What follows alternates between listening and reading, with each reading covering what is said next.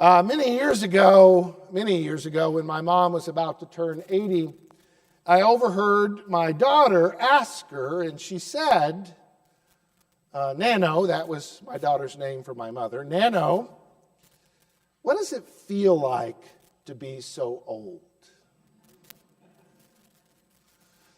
I was ready. I kind of cringed when I heard that as my mom kind of paused and thought, I think she was thinking about slapping her upside the head or something. And what she said, I remember. She said to my daughter, and my daughter still remembers this day, I don't feel old inside. I feel like a little girl. And I love that. Age is relative, one could say. And that more often than not, I find that to be true inside. Not that I feel like a little girl, but that inside, I feel different than maybe how I look on the outside. And there are lots of things in life to remind us that we are getting older. Getting older is not for sissies, right? And there are all kinds of indications in life to tell us that we're getting older and to begin to feel older. For many of us, those reminders are not necessarily things we want to hold on to, because inside of us are these younger visions of ourselves. You know, I knew I was getting older when people were moving, and what I'll tell you is I'm somewhere between the age of 50 and 60, and I'm probably closer to the 60, but you don't have to count that. But there's a point at which, as you get older, there's a point at which certain things happen that remind you that you're getting older. One instance in particular is, and this is an odd detail to pay attention to, but in particular, I've noticed people who are moving don't ask me to help them move.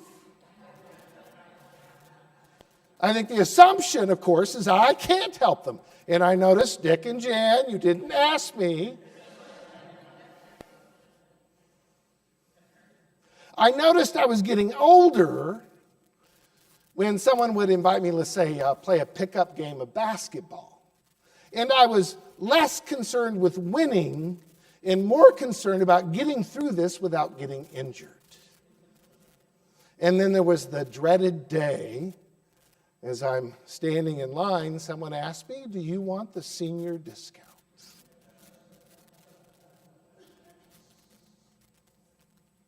Now, I turned gray in my 30s, probably more to do with genetics or the fact I had children, but I turned so I can always claim I look older than I really am. But age, it's kind of relative, isn't it? But sometimes, whatever age we are, we just may feel old. There's Richard Rohr. He's a Franciscan monk, written a lot about spirituality. He wrote a book called Falling Upward. And in this book, he identifies two stages in our life, two particular spiritual stages in our life, our spiritual lives in particular. The first stage is one we're very familiar with. It's a sense of creating our identity, creating the person we're becoming. And that involves, education, that involves identifying what one wants to do with one's life, that involves identifying a partner, that involves this spiritual stage of creating one's family, and it's, in a sense, it's creating our identity in this first stage of our life. A very important part, and without the solidity of that, we wouldn't know who we are in the world. And then Rohr says there's actually a second stage in our spiritual life in which a very different kind of spiritual thing happens. And usually this second stage happens after we experience a loss. A falling is how we would describe it, some kind of failing in our life.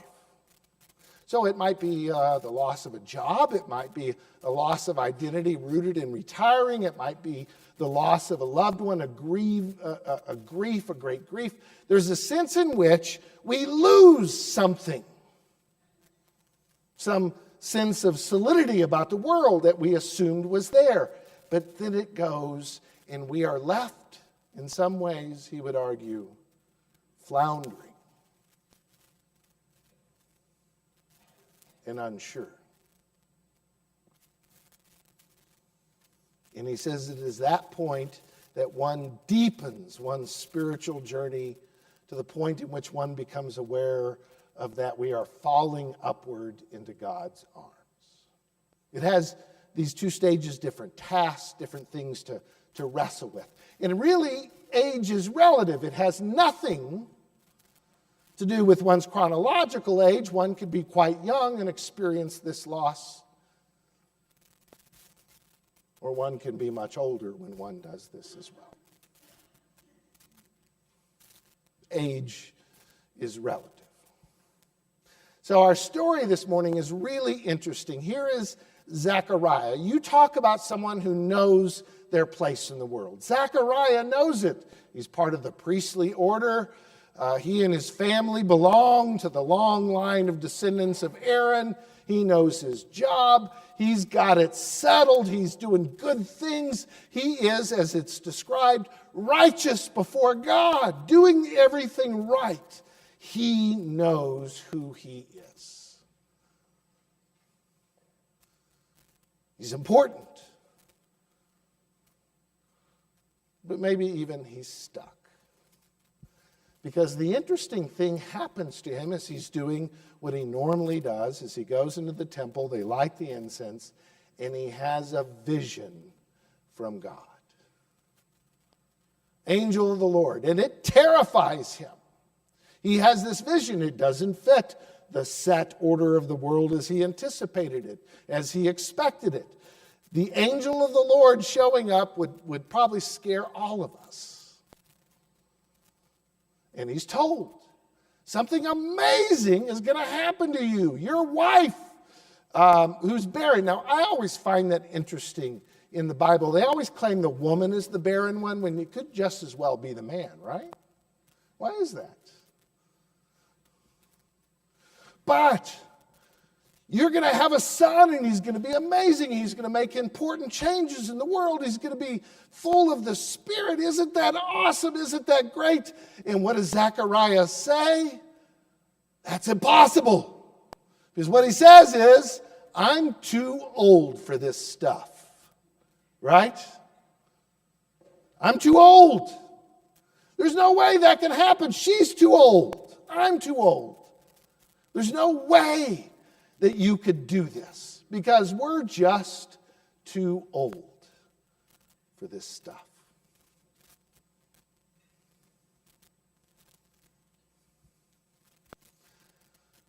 So part of what's amazing about this story is no one's too old for radical change. And again, that could be real. I know some pretty young people stuck in ritual and identity and just unable to move beyond what is expected, and hard to believe that God could create possibilities. Whether we are 10, whether we are 20, 40, 80 years old, God can use us in profound ways to change the world.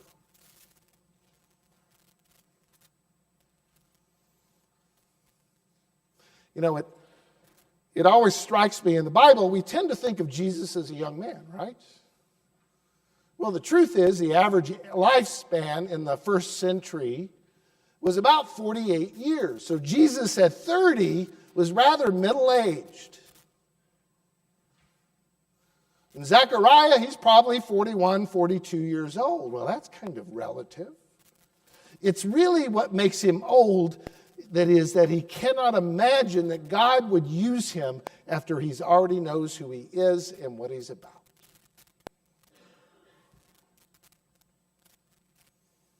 And we're all like Zechariah, maybe not feeling old, but all of us have reasons why God's possibilities are impossible to us, that God could birth something in our lives. Well, I'm too old, or I'm too young, or I'm too busy,